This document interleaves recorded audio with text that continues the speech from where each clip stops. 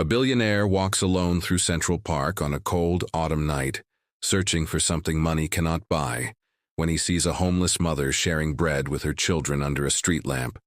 And in that single moment, everything he thought he knew about success and happiness shatters, because what happens next will challenge everything you believe about wealth, poverty, and the true meaning of family. So stay with me, because this story will change how you see the world forever. The autumn wind swept through Central Park, carrying with it the scent of fallen leaves and the promise of winter. And Caleb Stone pulled his coat tighter around his shoulders as he walked the empty paths alone, wondering how his life had become so hollow, despite having everything the world said should make him happy. And the street lamps cast long shadows across the pavement, creating pools of golden light in the darkness, while the sound of distant traffic hummed like a lullaby for a city that never truly slept. And Caleb had walked these paths 1,000 times before, but tonight felt different somehow, as if the universe was preparing to show him something he had been avoiding for years. His shoes clicked against the concrete in a steady rhythm, marking time like a metronome, counting down to a moment he could not yet see. And the trees stood bare and skeletal against the night sky, their branches reaching upward like fingers grasping for something just beyond their reach. And Caleb understood that feeling more than he cared to admit, because despite his penthouse overlooking the city, despite his private jet and his collection of cars worth more than most people would earn in 10 lifetimes, he felt empty inside, like a mansion with no furniture, just echoing halls and locked doors. The park was mostly deserted at this hour, with only the occasional jogger passing by, wrapped in reflective gear and earbuds, shutting out the world. And Caleb envied them their simple purpose, their clear direction, while he wandered without destination or goal, just moving forward because standing still felt worse somehow.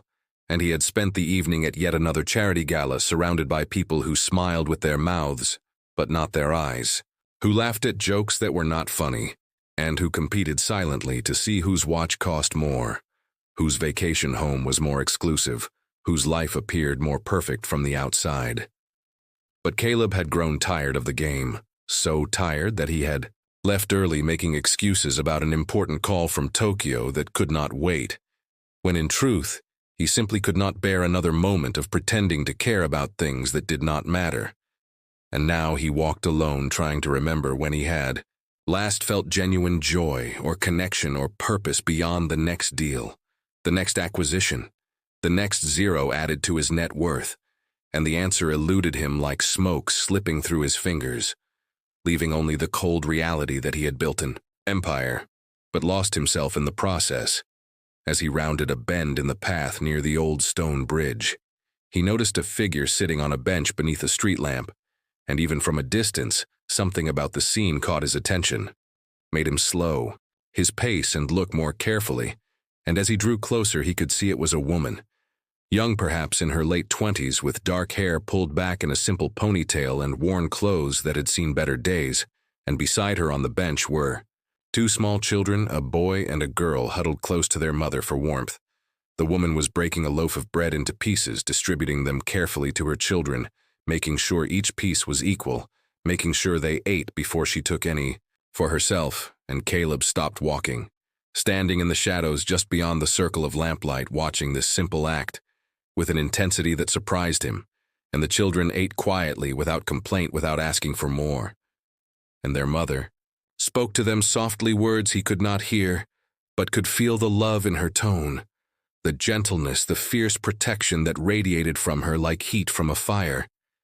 And something inside Caleb cracked open like an egg, revealing something raw and vulnerable. He had kept hidden for so long, and he realized with sudden clarity that he was witnessing something he had never truly experienced, despite all his advantages and opportunities. He was seeing what real wealth looked like, and it had nothing to do with money or possessions or status. And the woman did not look at her children with pity or resentment. She looked at them with pure, unconditional love, and they looked back at her with trust and security that no amount of money could buy. The boy said something that made his sister laugh, and their mother smiled a smile that lit up her face, transforming her from tired and worn to beautiful and radiant. and Caleb felt his throat tighten with an emotion he could not name watching this. Family that had nothing material, but seemed to have everything that mattered.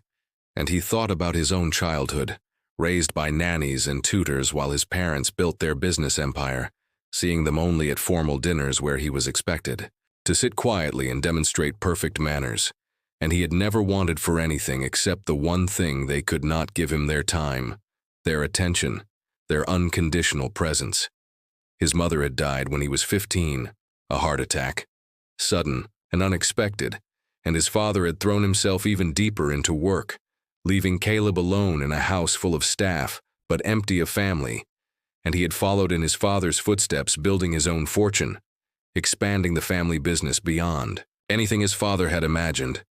And when his father died 5 years ago, Caleb had stood at his funeral, surrounded by hundreds of people who had come to pay their respects. And he had felt completely alone, unable to cry, unable to feel anything, except a vast emptiness that no achievement could fill. And now watching this mother and her children sharing bread on a park bench, Caleb understood what he had lost, what he had never really had, and the realization hit him like a physical blow, making him grab the railing of the path to steady himself. And the woman looked up suddenly as if sensing his presence, and their eyes met across the distance, and Caleb saw no shame in her gaze, no embarrassment at her circumstances, only a quiet dignity that made him feel small despite his billions. He wanted to turn away to continue his walk and pretend he had not seen anything, but his feet would not move. And the woman held his gaze for a moment longer, then returned her attention to her children, tucking the girl's hair behind her ear with such tenderness that Caleb felt his eyes sting, and he realized he was crying, silent tears running down his cheeks, and he could not remember the last time he had cried, could not remember allowing himself to feel this deeply. The boy finished his bread and leaned against his mother's side, and she wrapped her arm around him, pulling both children close, and Caleb could see they were settling in for the night, that this bench was their home at least for tonight, and the temperature was dropping. He could see his breath in the air, and those children had only thin jackets, and their mother had given them her blanket, keeping nothing for herself. And in that moment, Caleb made a decision not born from guilt or obligation, or the desire to feel better about himself, but from something deeper, a recognition that this moment was important, that these people were important, that he had been given an opportunity to do something that mattered. And he pulled out his phone with shaking hands and called his assistant Marcus, who answered on the second ring. "Despite the late hour, Marcus, I need you to do something for me right now tonight." Caleb said, his voice rough with emotion, and Marcus, who had worked for him for 10 years and knew better than to ask unnecessary questions, simply said, "Yes, sir. What do you need?" And Caleb described the location, the bench near the old stone bridge in Central Park. And he described the woman and her 2 children, and he said, "I need you to find out who she is, where she came from, how she ended up here. And I need you to arrange accommodation for tonight somewhere warm and safe. But do it quietly. Do not make a scene. Do not embarrass her. Just help her." And Marcus said, "Consider it done. I will handle it personally." And Caleb said, "Thank you, Marcus, truly.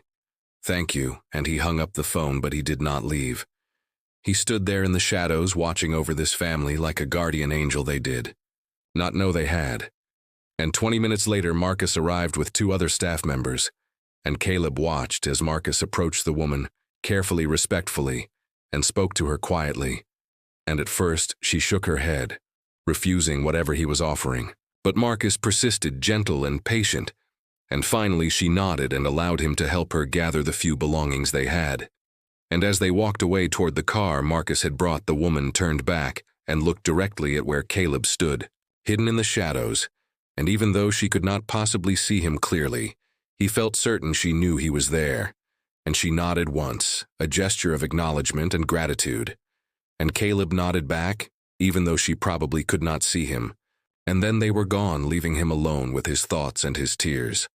That night, Caleb could not sleep. He lay in his king-sized bed in his penthouse, surrounded by luxury, staring at the ceiling, thinking about that woman and her children and wondering about their story. and in the morning he called Marcus demanding to know everything, and Marcus arrived at his office with a file and a serious expression. Her name is Sarah Mitchell.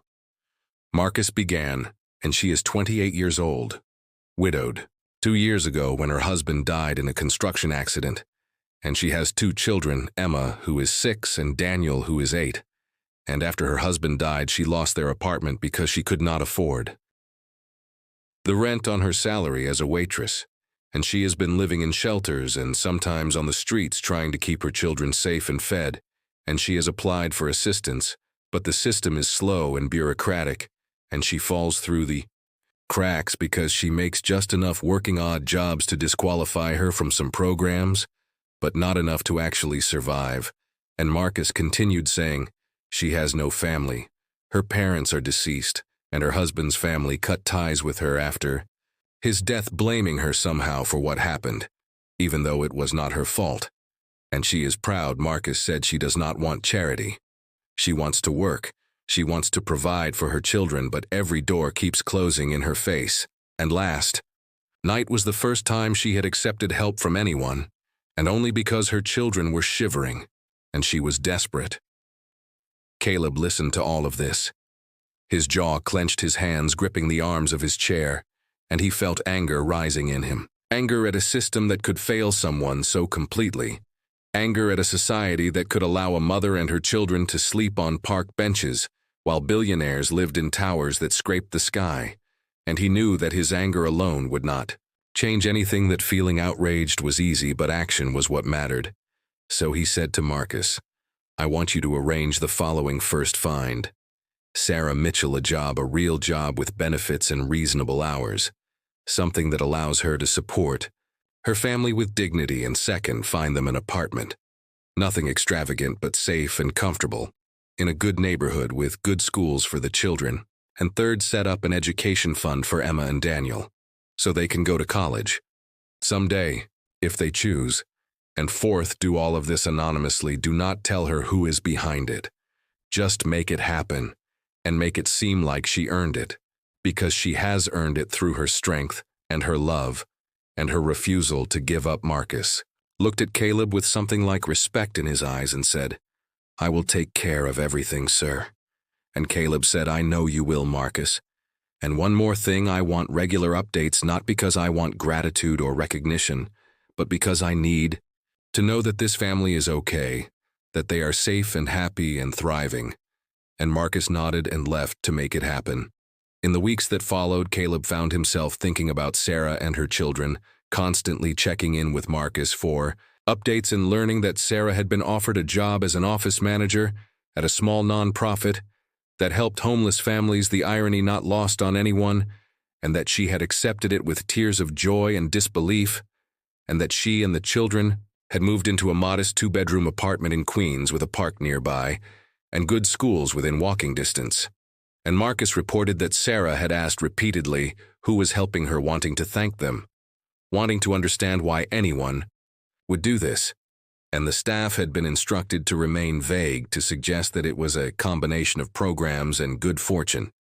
And Sarah had accepted this explanation, though Marcus suspected she knew there was more to the story, and Caleb was content with this arrangement, content to remain in the background, content to know that his wealth had actually made a real difference in lives that mattered.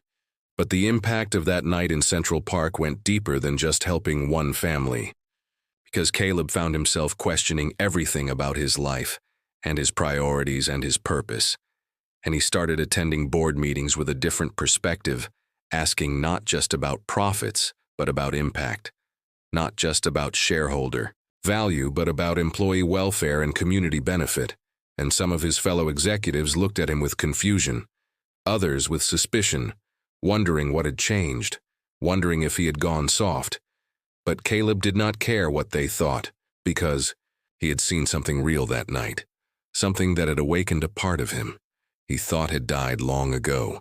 And he started making changes not just in his business but in his life, and he established a foundation dedicated to helping homeless families, providing not just temporary shelter but long-term solutions, job training, housing assistance, mental health services, and he threw himself into this work with the same intensity he had once reserved for making money.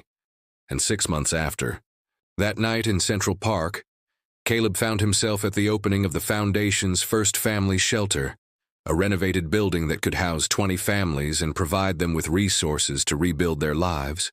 And Sarah Mitchell was there, having been hired as the assistant director of the program.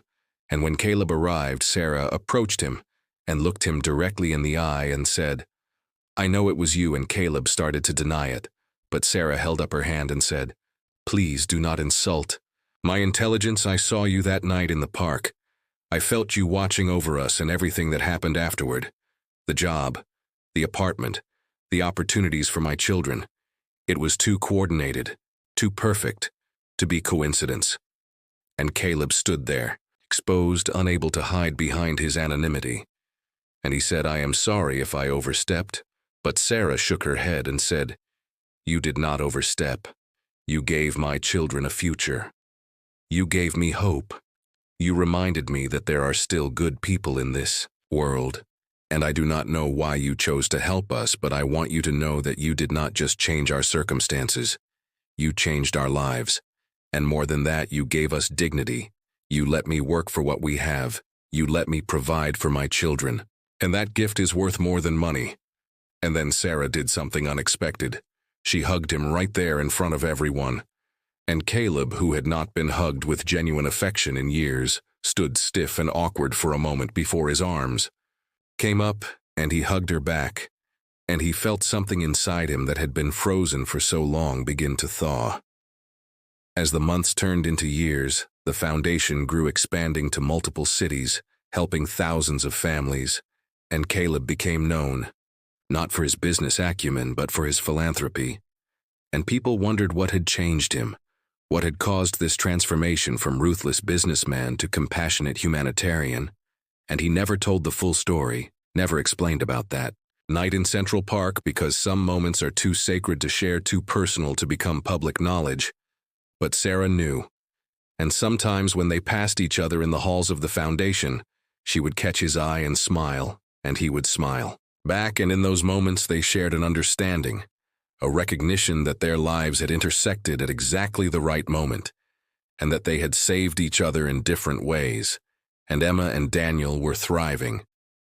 Now, Emma wanted to be a teacher, and Daniel dreamed of being an architect, and they had no memory of sleeping on that park bench, of being cold and hungry and scared, and Sarah wanted it that way, wanted them to remember only love and security and possibility.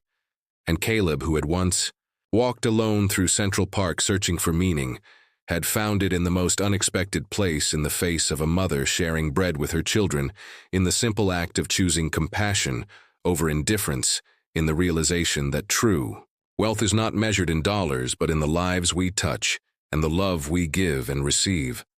On the 5th anniversary of that night, Caleb returned to Central Park, to the same bench where he had seen Sarah and her children, and he sat there in the autumn darkness, watching the leaves fall and thinking about how one moment can change everything, how one decision to stop and look and care can set in motion a chain of events that transform not just one life but many. And he thought about all the families the foundation had helped, all the children who now had warm beds and full stomachs and hope for the future. And as he sat there, a young couple walked by pushing a stroller, and they looked tired but happy. And the man was explaining to the woman about a job interview he had next week, and the woman was encouraging him, telling him he would do great. And Caleb watched them pass, feeling a connection to their struggle, to their hope, and he realized that empathy was not something you either had or did not have. It was something you chose every day. It was a muscle that grew stronger with use. He pulled out his phone and called Marcus, who, despite the late hour, answered immediately, and Caleb said, "I have been thinking we should expand the foundation's mission." And Marcus said, "In what way?" And Caleb said, "I want to create job training programs, not just for homeless families, but for anyone who needs a second chance. Ex-convicts, recovering addicts, people who have made mistakes, but deserve an opportunity to rebuild their lives." And Marcus said, "That is ambitious, sir." And Caleb said, "I know, but if we do not help them, who will?" And so the work continued and expanded. And Caleb discovered that the more he gave, the more he received, not in material wealth but in satisfaction and purpose and connection. And he formed relationships with the families. The foundation helped learning their stories, celebrating their victories, supporting them through setbacks, and his life, which had once felt empty, became full in ways he had never imagined. Sarah became not just a colleague but a friend, and sometimes they had coffee together and she would tell him about Emma's latest school project or Daniel's soccer games, and Caleb would listen with genuine interest, finding joy in these ordinary details of family life. And Sarah would ask about his work, his health, his happiness, and he appreciated her concern, because it was real, not the superficial politeness of his business associates. One day Sarah said to him, "You know you saved us, but I think maybe we saved you too."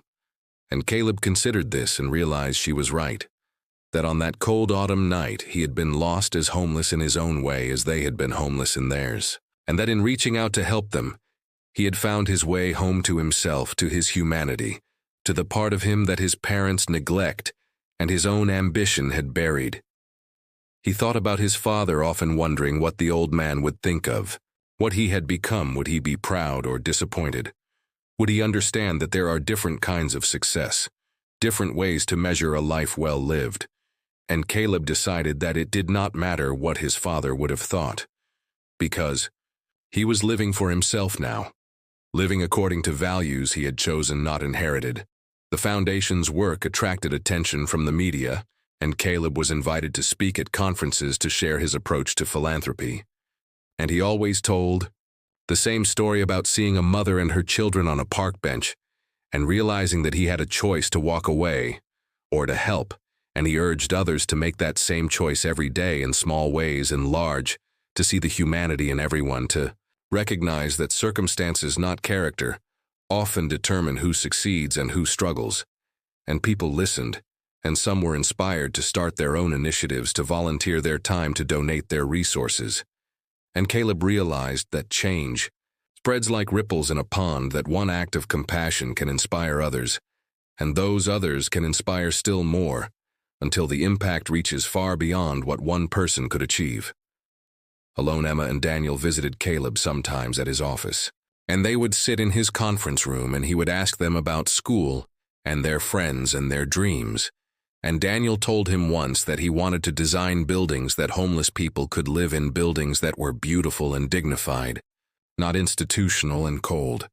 And Caleb encouraged this dream, talking to him about architecture and design and purpose. And Emma told him that she wanted to teach children who had hard lives, like she used to have children who needed someone to believe in them. And Caleb felt his heart swell with pride for this child who had every reason to be bitter, but instead chose compassion, and he promised her that when she finished her education, the foundation would help her find a position where she could make the biggest difference. Sarah told him once that her children talked about him as if he were family, as if he were an uncle or a grandfather figure. And Caleb, who had no children of his own, felt honored by this, and he realized that family was not just about blood, it was about choice and commitment and love, and that in helping this family he had gained a family of his own. Years passed and the foundation celebrated its 10th anniversary, and Caleb stood before a room full of donors, volunteers, staff, and families they had helped, and he gave a speech about the journey they had been on together, and he talked about how 10 years ago he had been the richest man he knew and the poorest in the ways that mattered, and how everything had changed because of a chance encounter on a cold autumn night. And Sarah stood in the audience with Emma and Daniel, who were teenagers now, both thriving, both preparing for college, both determined to make a difference in the world. And she caught Caleb's eye and mouthed the words, "Thank you." And he nodded, acknowledging her gratitude but also reflecting it back to her, because they both knew the truth that they had saved each other. After the speech, people came up to congratulate him, to shake his hand, to tell him their stories, and Caleb listened to each one, giving them his full attention, because he had learned that listening was one of the greatest gifts you could give another person. And a young woman approached him with 2 small children, and she said, "I was in your first family shelter 5 years ago, and now I have my own apartment, and a good job, and my children are happy and healthy, and I just wanted you to know that you gave us a chance when no one else would." And Caleb felt tears in his eyes, which happened more often these days, and he said, "I am so glad you are doing well." And the woman said, "My daughter asks me sometimes why that man helped us, and I tell her that there are angels in this world, and sometimes they look like ordinary people." And Caleb said, "I am no angel, I am just someone who learned to see."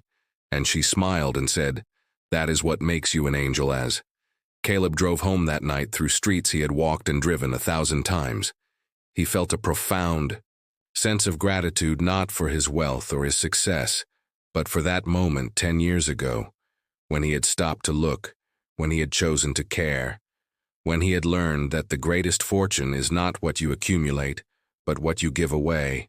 And he thought about Sarah and Emma and Daniel, about the thousands of other families the foundation had helped, about the ripple effects of that one decision on that one cold night. And he understood that his life had always been leading to this moment, that all the success and all the emptiness had been preparing him to recognize the gift when it was offered. He pulled into his parking garage and took the elevator to his penthouse, and as he walked through the door, his phone buzzed with a text from Sarah, and it was a photo of Emma and Daniel holding their college acceptance letters, both of them beaming with pride, and Sarah's message said they wanted you to be the first to know. And Caleb stared at that photo, feeling his heart swell, with more pride and joy than he had thought possible. He texted back, "Congratulations to all of you. You have earned this." And Sarah replied, "We could not have done it without you." And Caleb typed, "You would have found a way.